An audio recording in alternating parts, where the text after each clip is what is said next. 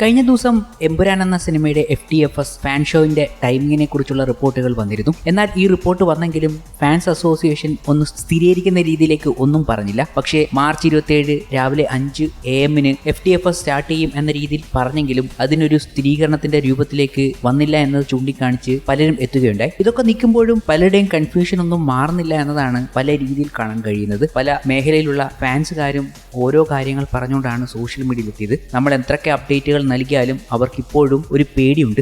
എന്താണ് ആ പേടിക്ക് കാരണം എന്നാണ് അവരെല്ലാം ചോദിക്കുന്നത്. കാരണം അടുത്തിടെ ഇറങ്ങിയ മോഹൻലാൽ സിനിമകൾക്കൊക്കെ വലിയ രീതിയിലുള്ള റിലീസിംഗ് പോസ്റ്റ്പോണുകൾ ഉണ്ടായി എന്നത് അവർ ചൂണ്ടിക്കാണിക്കുന്നു. അതിനൊപ്പം തന്നെ ഈ ചിത്രത്തിൽ നിർമ്മാണ പങ്കാളിയായെത്തിയ ലൈക്കയെ അത്ര അങ്ങോട്ട് വിശ്വാസമില്ല എന്ന രീതിയിലും അവർ പറയുന്നുണ്ട്. ചിലർ പറയുന്നു പോസ്റ്റ്പോണ്ട് ആയി എന്ന്, ചിലർ FTFS സമയം കുറച്ച് സമയത്തിനുള്ളിൽ വരും എന്നും പറയുന്നു. എന്താണ് ഇപ്പോൾ ഒരു ബന്ധവുമില്ലാത്ത പോസ്റ്റ്പോൺ എന്നൊക്കെ കേൾക്കുന്നത് എന്ന് ഒരു പിടിയുമില്ല. സത്യം പറയാമല്ലോ, ലൈക്ക കാരണമാണ് ഉള്ള പേടിയാണ് ഇതൊക്കെ എന്നാണ് അവർ പറയുന്നത്. ഇപ്പോഴും ഇത് ഒന്നും ഞാൻ വിശ്വസിക്കുന്നില്ല. കാരണം ആന്റണിയിലും പൃഥ്വിയിലുമുള്ള വിശ്വാസം തന്നെയാണ്. അവർ പറഞ്ഞ മാർച്ച് 27 എന്ന തീയതിയിൽ തന്നെ വരും എന്ന് തന്നെ പ്രതീക്ഷിക്കുന്നു. ഫാൻ ഷോ കാണാൻ വേണ്ടി ഭയങ്കരമായി കാത്തിരിക്കുന്നു എന്നാണ് ഓരോ പ്രേക്ഷകന്റെയും അഭിപ്രായങ്ങൾ സോഷ്യൽ മീഡിയയിൽ എത്തിയത്. ഇതുവരെയും ചിത്രത്തിന് ഒരു മാറ്റവും സംഭവിച്ചിട്ടില്ല എന്ന് തന്നെയാണ് പറയാനുള്ളതും. ചിത്രത്തിന്റെ റിലീസിംഗിന് വേണ്ടിയുള്ള മുന്നൊരുക്കങ്ങളാണ് അണിയറയിൽ നടന്നുകൊണ്ടിരിക്കുന്നത്. പോസ്റ്റ്പോൺ ഒന്നും ചെയ്തിട്ടില്ല. മാർച്ച് 27 വമ്പൻ റിലീസിന് ഒരുങ്ങാൻ വേണ്ടിയുള്ള എല്ലാ പരിപാടികളും നടത്തിക്കൊണ്ടിരിക്കുകയാണ്. ഇപ്പോഴും എപ്പോഴും അത് തന്നെയാണ് നമ്മൾ പറഞ്ഞുകൊണ്ടിരിക്കുന്നത്.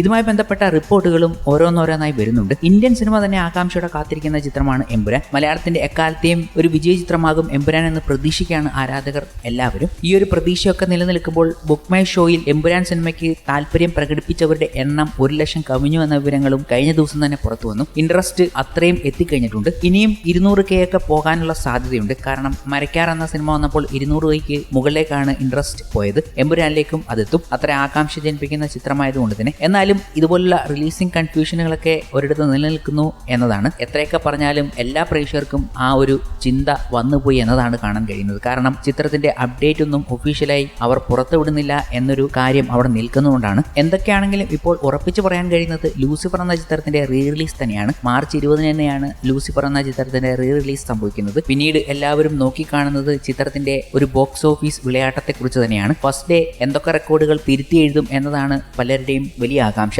കാരണം അന്യഭാഷയിൽ നിന്നും വിജയ് ലിയോയുമായി എത്തിയപ്പോൾ മോളിവുഡിൽ എല്ലാ മലയാള സിനിമകളെയും മറികടന്ന് ഒരു റെക്കോർഡ് പിറന്നു. ലിയോയിലൂടെ റെക്കോർഡ് പിറന്നത് ആദ്യ ദിനത്തിൽ 12 കോടി എന്നതാണ്. അതിനെ ഒന്ന് മറികടക്കാൻ ഒരു മലയാള സിനിമയ്ക്ക് കഴിയുമോ എന്ന് നോക്കിയിരിക്കുകയാണ് ഓരോ പ്രേക്ഷകരും. അതിന് സാധിക്കുന്നത് ഒരു മോഹൻലാൽ ചിത്രത്തിന് മാത്രമാണെന്ന് എല്ലാവർക്കും അറിയാം. അത് എമ്പുരാനിലൂടെ സാധിക്കുമെന്നാണ് പ്രതീക്ഷയും. അപ്പോഴാണ് ഫാൻ ഷോയുടെ പ്രധാനപ്പെട്ട ഘടകം എത്തുന്നത്. Fan show, early morning show ഒക്കെ വെച്ച് കഴിഞ്ഞാൽ വലിയ ഡിമാൻഡാണ് അന്നേ ദിവസം എമ്പുരാൻ ഉള്ളത്. ഒരു പോസിറ്റീവ് അഭിപ്രായങ്ങൾ കൂടി കിട്ടിയാൽ തിയേറ്ററൊക്കെ നിറഞ്ഞു കവിയും. അങ്ങനെ ആ റെക്കോർഡുകൾ മറികടക്കാൻ സാധിക്കും എന്നത് നോക്കി കാണുകയാണ്. അങ്ങനെ നോക്കുമ്പോൾ എമ്പുരാൻ എന്ന cinema early morning show FTFS എന്നൊക്കെ പറയുന്നത് 5 AM ആയിരിക്കും. 5 ഇല്ലെങ്കിൽ 6 AM വെച്ചാലും ഏതാണ്ട് 710 സ്ക്രീനുകളിൽ എമ്പുരാൻ എന്ന സിനിമ വരാൻ സാധ്യതയുണ്ട്. 4000 ഷോകൾ ഫസ്റ്റ് ഡേ തന്നെ അത് കിട്ടും. അങ്ങനെയെങ്കിൽ പുഷ്പം പോലെ ലിയോ തീർത്ത റെക്കോർഡുകൾ എമ്പുരാന് തിരുത്തി കുറിക്കാൻ കഴിയും. ആ ബോക്സ് ഓഫീസ് കളക്ഷനെ മാറ്റിമറിക്കാൻ സാധിക്കും. എന്നിരുന്നാലും ഒരു പോസിറ്റീവ് റിപ്പോർട്ട് വരേണ്ടത് അനിവാര്യമാണ്. ലിയോ എന്നത് 4 AM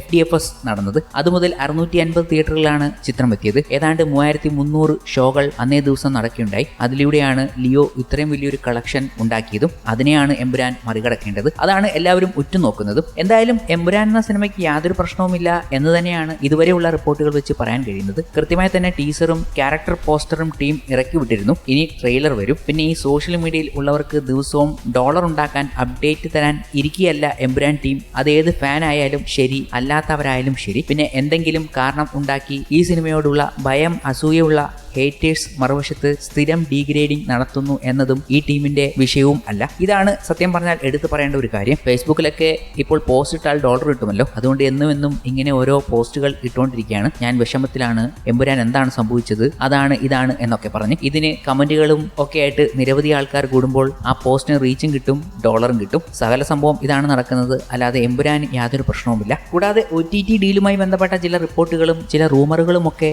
സർക്കുലേറ്റ് ചെയ്യപ്പെടുന്നുണ്ട്. ഡിജിറ്റൽ റൈറ്റ്സിന് ലൈക്ക ആവശ്യപ്പെട്ടത് 90 കോടിയാണെന്നും ആശീർവാദും OTT പാർട്ട്നേഴ്സും 70 കോടിക്ക് സൈൻ ചെയ്യാൻ റെഡിയാണെന്നും ഒക്കെയുള്ള റിപ്പോർട്ടുകളാണ് പുറത്തു വരുന്നത്. ലൈക്ക വലിയ എമൗണ്ട് ചോദിക്കുമ്പോൾ എന്നാൽ കുറച്ച് താഴ്ന്ന എമൗണ്ടിലും ആശീർവാദം ഓക്കെയാണ് എന്ന രീതിയിലൊക്കെ പറയുന്നു. ഇതിന്റെ കൺഫർമേഷൻ ഇതുവരെ വന്നിട്ടില്ല. പക്ഷേ മോളിവുഡിന്റെ ചരിത്രത്തിൽ ഏറ്റവും വലിയ ഡിജിറ്റലും OTTയും ഓവർസീസും റൈറ്റ്സും ഒക്കെയാണ് എമ്പുരാന് വേണ്ടി നടക്കാൻ പോകുന്നത്. നടന്നു കഴിഞ്ഞു എന്ന റിപ്പോർട്ടുകളും കഴിഞ്ഞ ദിവസങ്ങളിൽ വന്നിരുന്നു. ഒന്നിനും ഒരു കൺഫർമേഷൻ ലഭിച്ചിട്ടില്ല. അതൊക്കെ വരേണ്ടതുണ്ട്. ഇപ്പോഴെല്ലാം ഓരോ മൂവി അനലിസ്റ്റുകളെയും റിപ്പോർട്ടുകളായി മാത്രം വരികയാണ് എന്നത് നോക്കി കാണണം. എന്തായാലും ഏതൊരു ചെറിയ അപ്ഡേറ്റിന് പോലും ആകാംക്ഷയോടെ കാത്തിരിക്കുന്നുണ്ടെങ്കിൽ ആശങ്ക നിറഞ്ഞ പോസ്റ്റുകൾ ഇടാനും അതൊരു കാരണമാണ് എന്നേ ഇപ്പോൾ പറയാനുള്ളൂ.